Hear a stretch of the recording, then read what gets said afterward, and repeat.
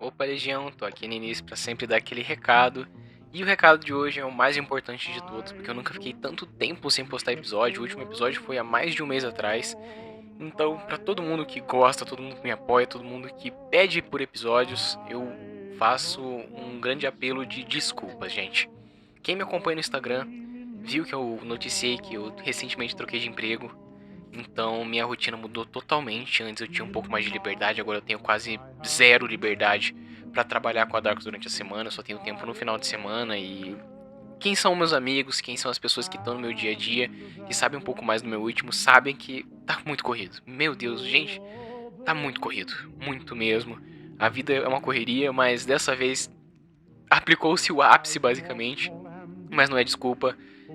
Eu peço perdão pelo todo esse tempo que eu fiquei sem postar episódio. Eu tô fazendo essa parte sem roteiro, tá, gente? Então, não liguem pra minha gagueira, se eu travar, se eu falar alguma coisa, porque eu tô fazendo tudo sem roteiro e no puro feeling, tá? Então, gente, principalmente, me desculpem, Legião. Prometo que eu vou tentar ser um pouco mais. Um pouco mais presente, tá? Hoje é apenas a parte 1 desse conto. Semana que vem sai a parte 2. E assim, gente, recados importantes agora. Caso vocês queiram me conhecer um pouco, ouvir um pouco mais das minhas histórias, sem precisar esperar que as histórias da Dark, recentemente saiu uma collab lá no Bora Começar, no podcast da Rai. Vão lá escutar, porque é uma história mais tranquila minha, uma história da minha adolescente, sei que eu contei um pouco, o link tá aqui na descrição. E amanhã, logo após você ouvir esse podcast, ouvir essa história, volta lá pro Bora Começar, porque vai ter outro episódio comigo, daí já é pro horror, gente. Daí é uma collab já de horror e tudo mais. E outro recado bem importante, esse daqui é top 3 recados importantes do áudio de hoje, é que essa história foi uma indicação da Nath, do Refúgio das Sombras. Ela é uma podcaster maravilhosa aqui da rede também, da podosfera. E, gente, eu sou fãzaço dela e ela se tornou uma grande amiga pessoal mesmo. Então, foi uma indicação dela. Eu super agradeço a Nath pela indicação. Então, gente, botem os fones de ouvido que vai começar a intro. Não vou me direcionar mais, que eu já demorei demais, né? Então, bora pra história.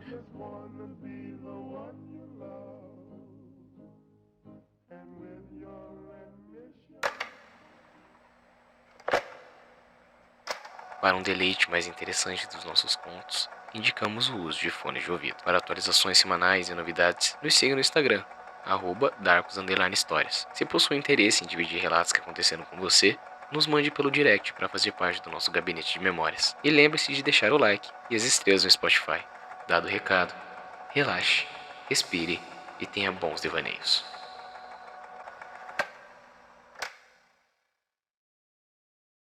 $10 milhões. Dizem que todo mundo tem um preço, e aparentemente, esse era o meu. Foi isso que me levou a abandonar toda a ética, cautela e respeito pela vida humana. Não valeu a pena, nem de perto. O Sr. Mikolski estava sentado à minha frente, com minha mesa desordenada entre nós. Quero que você conserte meu filho, disse ele, olhando-me diretamente nos olhos. Foi bobagem, mas me senti como se estivesse de volta ao pátio da escola, há 40 anos, sendo encarado pelo valentão da turma. Pouco antes dele me ofender, afastei minha intimidação infantil.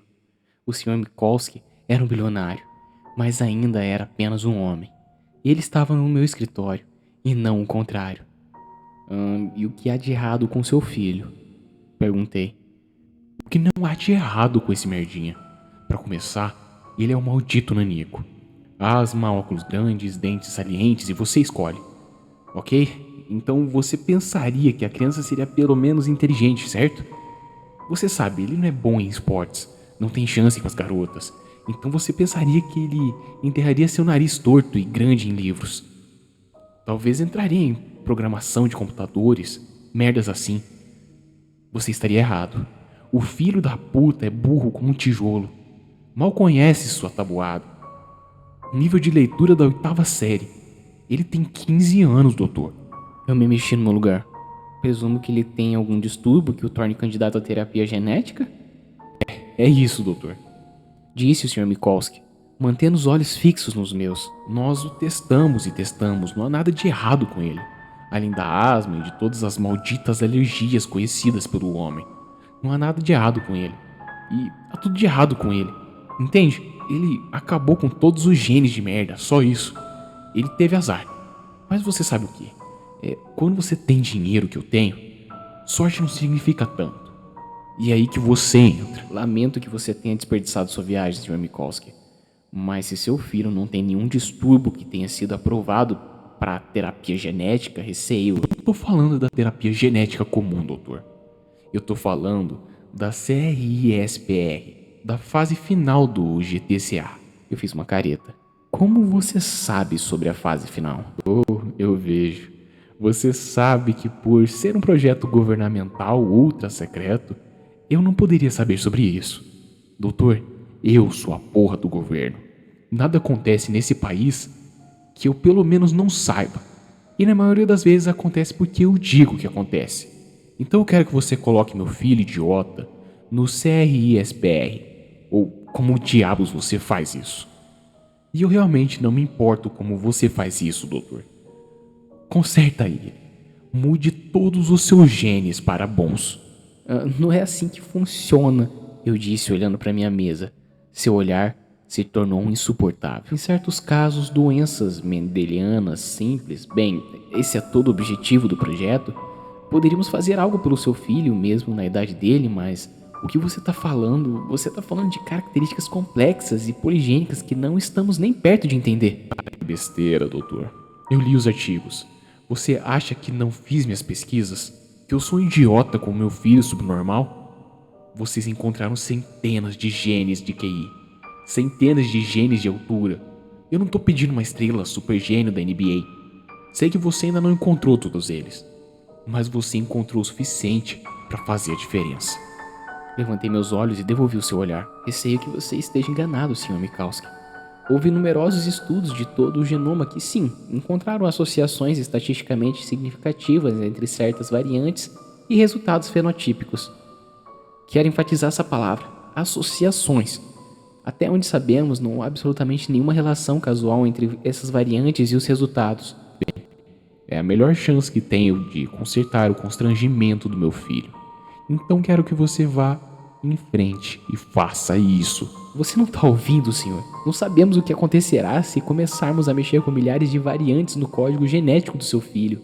Não estamos nem perto de entender qual é exatamente a função dessas variantes ou como elas interagem com outras. 10 milhões de dólares, disse o Sr. Mikulski. Isso é só para você, doutor. Cobrirei quaisquer outras despesas que houver. É claro, 10 milhões de dólares, porra. Você entendeu? Isso é uma grande mudança até pra mim, mas acho que o ROI será bem alto. Esse idiota vai me levar à falência e acabar com a fortuna da minha família, a menos que você o conserte. Eu sei disso. A menção de 10 milhões de dólares me deixou tonto. Ainda assim, mantive a postura. Você entende que não há absolutamente nenhuma maneira de saber o que acontecerá com seu filho se fizermos isso.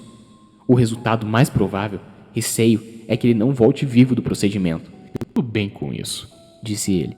Nem se preocupa se alguma merda cair no ventilador. Pedirei aos meus advogados que elaborem algo, isentando você de toda a responsabilidade. Eu sei que existem alguns riscos, mas Jesus Cristo, doutor, depois de ver esse idiota, você entenderá. Ele não vale nada. Tenho que tentar consertá-lo. É meu dever paternal.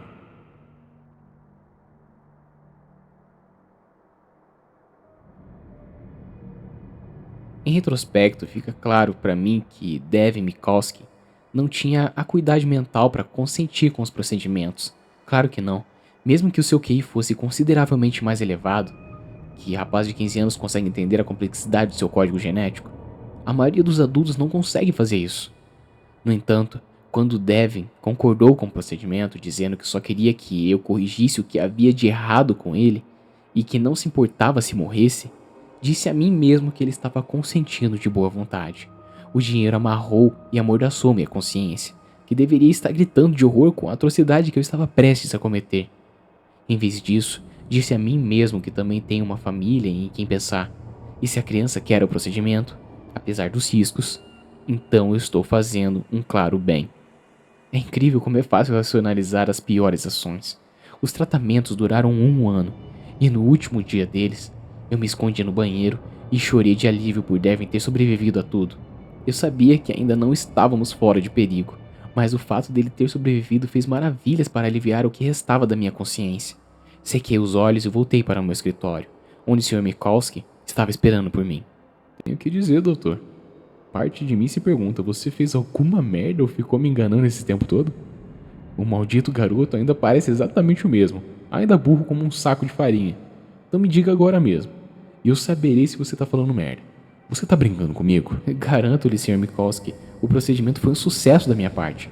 Você pode comparar facilmente os seus SNPs, antes e depois de Devin, e ver por si mesmo. Como lhe disse desde o início, o resultado deste procedimento seria completamente desconhecido. Sempre foi bem possível, como expliquei, que não houvesse nenhuma mudança observável em Devil. Se houver uma mudança, é provável que leve algum tempo para se manifestar. O DNA, como você sabe, é uma instrução, e não uma construção completa. Acabei de desperdiçar 20 milhões de dólares, não foi? Disse o Sr. Mikulski, franzindo a testa. Ah, como eu queria que nada tivesse acontecido. Em seu check-up de um mês, ficou evidente que o cabelo de Devin estava ficando mais claro, de um ruivo profundo a um loiro enferrujado. As sardas estavam desaparecendo do seu rosto. No segundo mês, sua visão estava ficando mais nítida e ele precisava de uma prescrição mais fraca. No terceiro mês, ele havia crescido 10 centímetros e agora era capaz de usar lentes de contato. Seu cabelo era completamente loiro e a maior parte de suas sardas havia desaparecido. Continuou assim. Sua asma melhorou, suas notas melhoraram, dramaticamente. Ele continuou crescendo cada vez mais e passou a ter uma visão 20 por 20. De alguma forma, seus dentes até se endireitaram. Fiquei surpreso e o Sr. Mikulski ficou encantado. Nós nos convencemos com uma garrafa de uísque de 3.000 de que havíamos feito o avanço científico mais importante da história da humanidade. Chega de doenças, chega de doenças. Chega de gente estúpida, como ele disse. As possibilidades eram incríveis de imaginar. Mas ainda assim, havia uma pequena parte de mim que não me deixava descansar. Essa parte calou-se completamente quando o Sr. Mikulski anunciou que estava me dando um bônus de 5 milhões. Você mereceu, doutor. Maldito milagreiro. E quem sabe quantos milhões, bilhões você me salvou ao salvar o garoto de problemas. Então pegue e tome posse disso. Eu sei que ainda faltam alguns anos para que você possa contar ao mundo, mas quando fizer, você será uma lenda, doutor. Sorri, com a cabeça leve por causa do uísque, do dinheiro e da sensação de sucesso. Eu me senti como uma verdadeira lenda.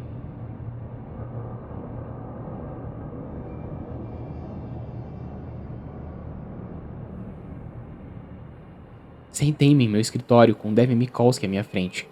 Foi o último dos check-ups mensais. Depois disso, ele me veria uma vez por ano.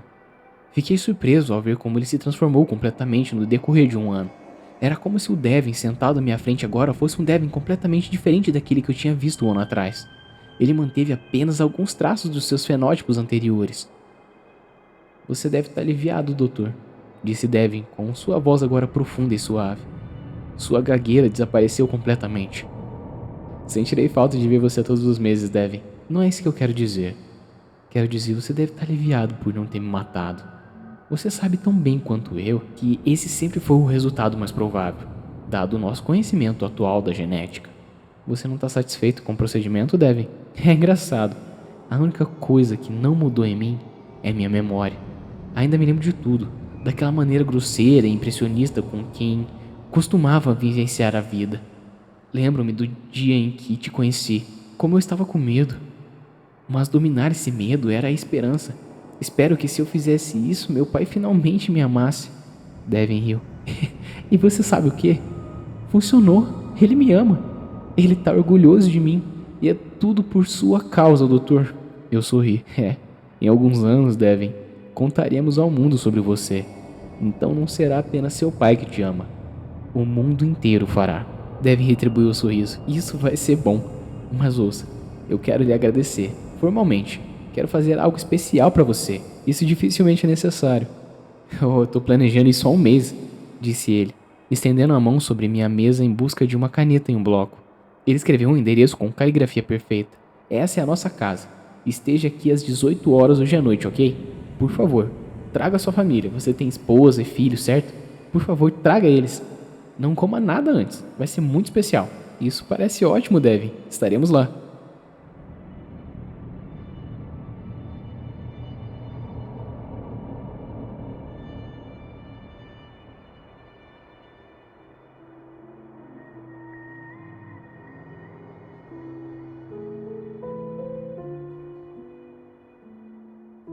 Às 18h30 daquela noite, estávamos todos sentados à enorme mesa de jantar do Mikolski. Devin deu a volta na mesa servindo um vinho tinto escuro em nossas taças. Mãe? Ele perguntou, parando na frente do seu próprio lugar. Está tudo bem, certo? Apenas um copo, em comemoração. Ah, suponho, disse a senhora Mikolski. Mas só um, Devin. E doutor, você não deixaria seu filho fora do brinde, não é? Por favor, pai, disse meu filho. Assenti, e Devin serviu o vinho e depois voltou para o seu lugar. Um brinde, disse Devin erguendo o copo, para o progresso científico e ao bom médico. Saúde, disse o Sr. Mikolski, enquanto todos brindamos, e eu também tomei um gole. Eu mesmo preparei o jantar, disse Devin. Temos chefes, você sabe, mas eu os dispensei durante a noite. É incrível, realmente, até mesmo cozinhar tem um elemento genético. Não sei exatamente o que é, mas posso dizer que no ano passado, eu mal conseguia montar um sanduíche de manteiga de amendoim e geleia. Tem um cheiro delicioso, disse minha esposa. Ele é realmente incrível, disse a senhora Mikolski. Agora, mãe, disse Devin. Ele realmente é incrível agora, você quer dizer. E antes, antes eu era um pedaço de merda, não é mesmo, mãe? Devin, disse o Sr. Mikolski. Vocês provavelmente deviam respirar fundo e aproveitar esse momento, disse Devin. Em alguns segundos, os tranquilizantes vão fazer efeito, talvez você já possa senti-los. Ah, não, doutor. Lá vai seu filho. Olhei quando a cabeça do meu filho caiu, seu rosto batendo na mesa. Comecei a me levantar, meu coração batendo forte, mas então, isso também me atingiu.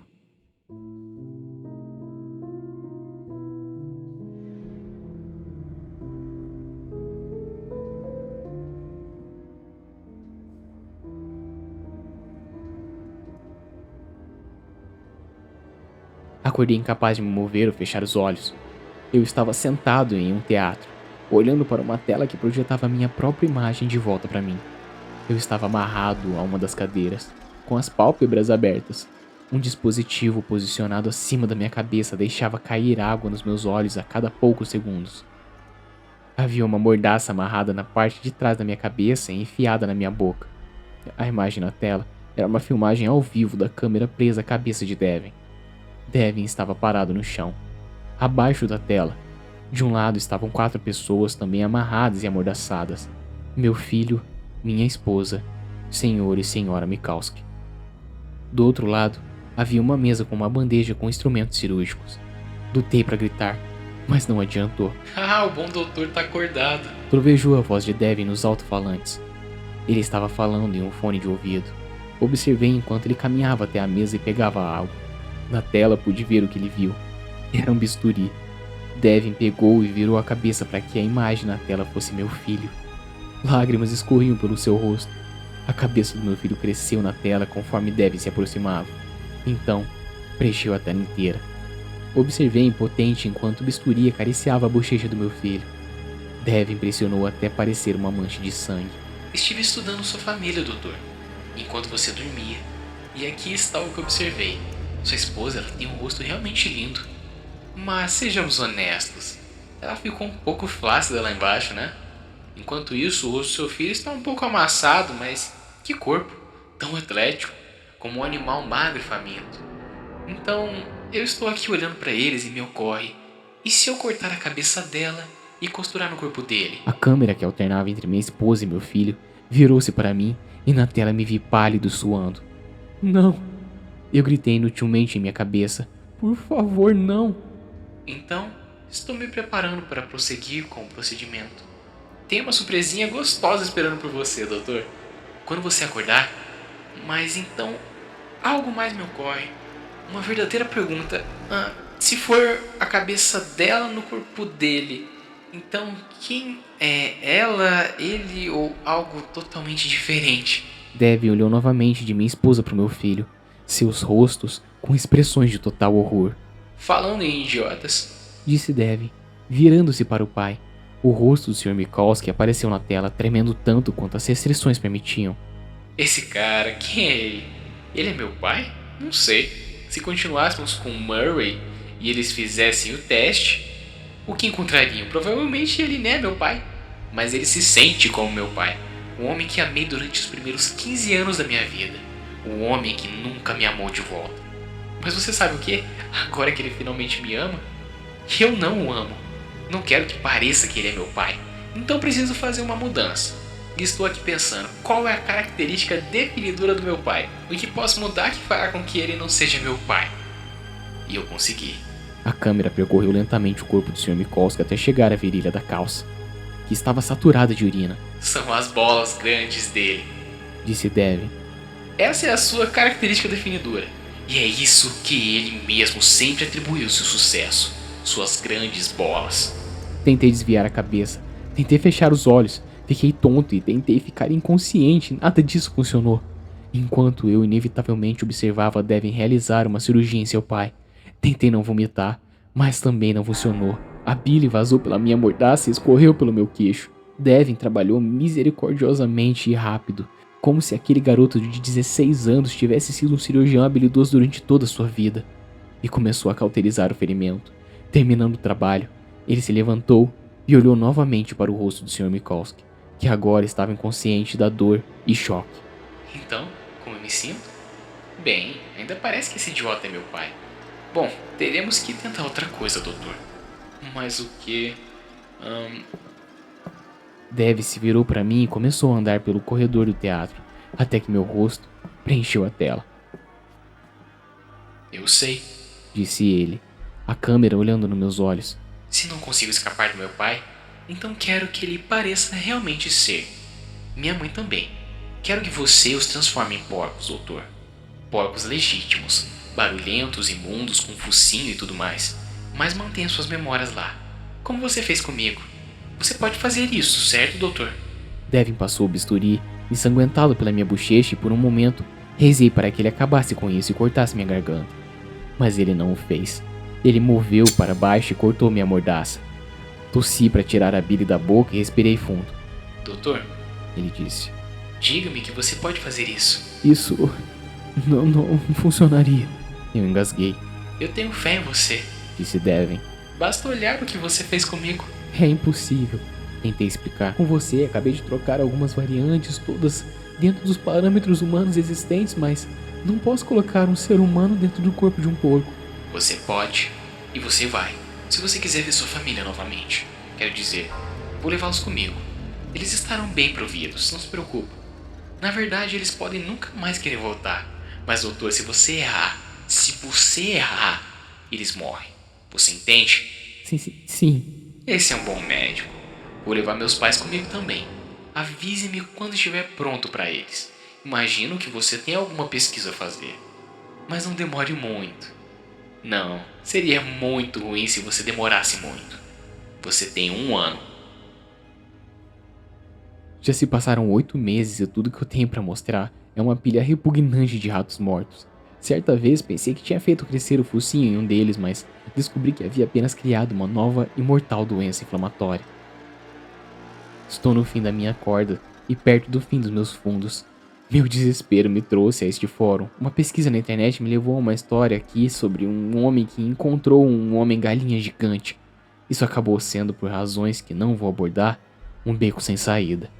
Mas ao ler mais histórias aqui, percebi que as pessoas encontraram todo tipo de coisas incríveis. Eu tô aberto a qualquer coisa. Um cientista fora da corrente principal que talvez esteja realizando alguns experimentos não naturais. Uma bruxa com feitiço para transformar Mikolski em porcos. Um acordo com o diabo até. Sinto como se já tivesse feito um. Então, outro não vai doer. Qualquer coisa. Sei que eu sou responsável por essa situação ímpia e não mereço simpatia. Mas minha família é inocente, por favor, se você souber de alguma coisa que possa ajudá-los a sair dessa, me avisa.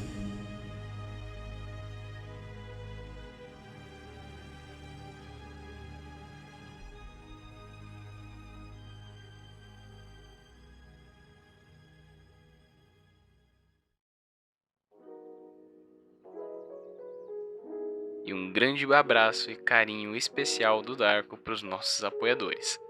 O Victor Gasparotti Monteiro, a Rebeca Fernandes e a Andrea Cedres. Obrigadão, gente. Se não fosse por vocês, vocês podem ter certeza que a Darkus não seria 10% do que a gente é hoje. E caso você queira se tornar um apoiador, o link tá aí embaixo. Tem diversos tipos de apoio e você escolhe o que for melhor para o seu bolso. E detalhe, gente, não tire nada do seu bolso que não vai fazer falta mais tarde. E claro, se você quer apoiar a Darkus sem precisar de maneira monetária, deixe o seu like, compartilha com os amigos e, óbvio, tenha bons devaneios.